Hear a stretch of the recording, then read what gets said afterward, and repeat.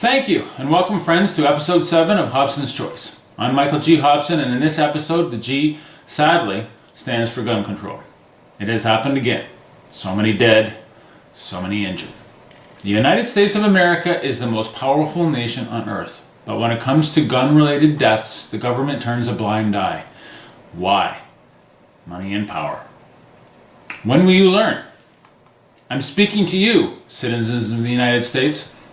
You like to think of yourself as living in the greatest country on earth, but in many ways you live in a regressive culture, almost as if you are a third world nation.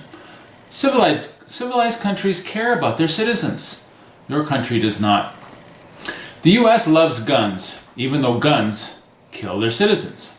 The U.S. hates healthcare, even though healthcare saves its citizens.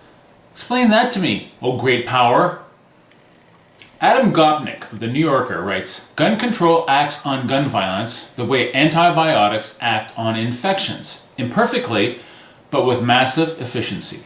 Yet, after Newtown, when 22 people, mostly first graders, were shot to death, a bill went before Congress to restrict the sale of firearms. The bill failed to pass. After the San Bernardino shooting, when 14 people were shot and killed, another bill was created, and again, it failed to pass.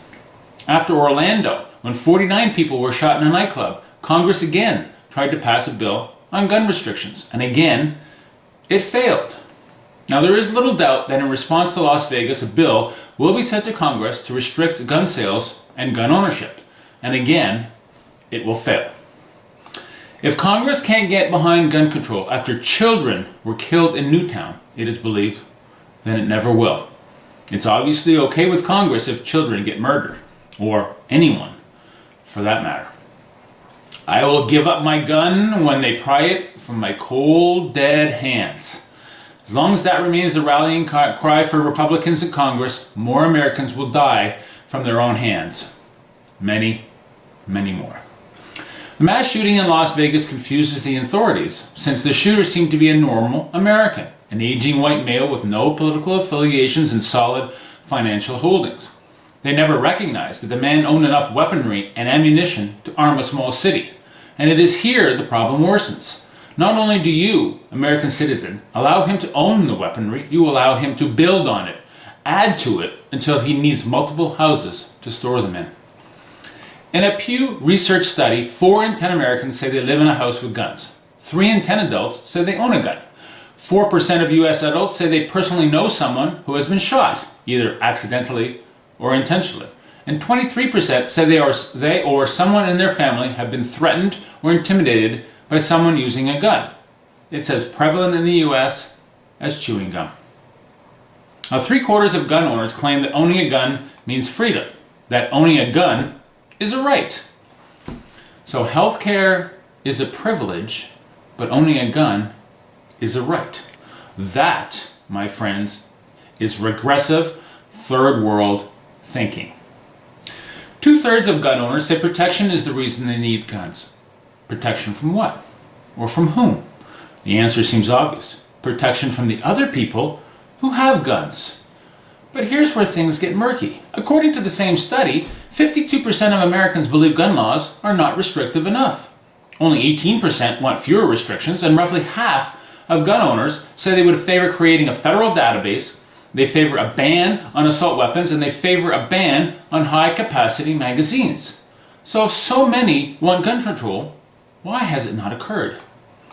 And Nevada is one of the worst states for gun control. It is not surprising that the killer was able to collect enough artillery to start a war, and then use it. According to the lobbying arm of the National Rifle Association, Nevadans are allowed to purchase, possess, or sell a machine gun as long as it is legally registered and complies with federal regulations. The NRA's Institute for Legislative Action said the state does not require a permit to purchase or possess a rifle, shotgun, or handgun, and it is legal to purchase items that can turn a semi-automatic weapon into a full automatic weapon. In Nevada, guns are as loved and as accessible as gambling. The 10 deadliest acts of violence from the past decade have one thing in common. They are all mass shootings. Not vehicle rammings, not bombings, not chemical or biological attacks. Shootings. After the Oklahoma City bombing that killed 168 people, how many bombings have there been on American soil that have resulted in mass casualty levels, that of 6 or more dead? The terrorist bombing of the Boston Marathon killed 3. Similarly, how many planes have been hijacked from American airports and turned into flying missiles since 9/11? The answer to both questions is 0. Why? Because after these 2 tragic events, the federal government imposed tight regulations on explosive precursor materials and on civilian air transportation. Legal restrictions have worked to keep the U.S. safe from bombings and acts of air piracy. But guns? Government won't go there. The common sense compromise would be the elimination of automatic and semi-automatic weapons. There are nearly 500,000 machine guns in circulation in the United States, nearly 200,000 of which are legally transferable. Hey, U.S. citizen, can we compromise? Can you at least get those out of circulation? At least then we could go back to the good old days when a mass shooting number was 3 or 4 and not 59. In 1994, Bill Clinton signed into law the federal assault weapons ban, restricting the manufacture of semi-automatic firearms. From 1994 to 1998, there were no gun massacres in the United States. The caveat to the law, however, was that Congress had the provision to cancel the law after 10 years if it so chose, which the 2004 Congress chose. The gun manufacturers didn't much care for the law and pressured Congress into the change. Now, the NRA carries a great deal of weight in Washington because they contribute a great deal of money to Republican campaigns. Further, the Second Amendment of the Constitution states, a well-regulated militia, being necessary to the security of a free state, the right of the people to keep and bear arms, shall not be infringed. Somehow, the well-regulated militia has been discouraged, while the right of the people to keep and bear arms has been encouraged. Who is doing the encouraging? According to the Pew Research study, Republican gun owners are more than twice as likely as Democratic gun owners to say owning a gun is essential to their freedom, 91% to 43%. Republicans love money and they love guns, mostly because their love of guns gets them money. The enemy of the people is the Republican Party. I have stated it before, and I will state it again.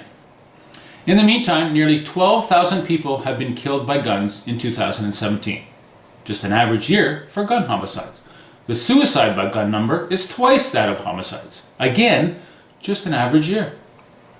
The gun homicide average is 3.61 per 100,000 U.S. residents. By comparison, the average in Canada, which has gun control laws, is 0.5 per 100,000 residents. In 2015, President Obama said we have a pattern now of mass shootings in this country that has no parallel anywhere else in the world. This is a political decision that we make to allow this to happen every few months. It is your politics that is killing you, American citizen. Las Vegas is just the latest. Shed your third world thinking. Till next time, my friends, be well.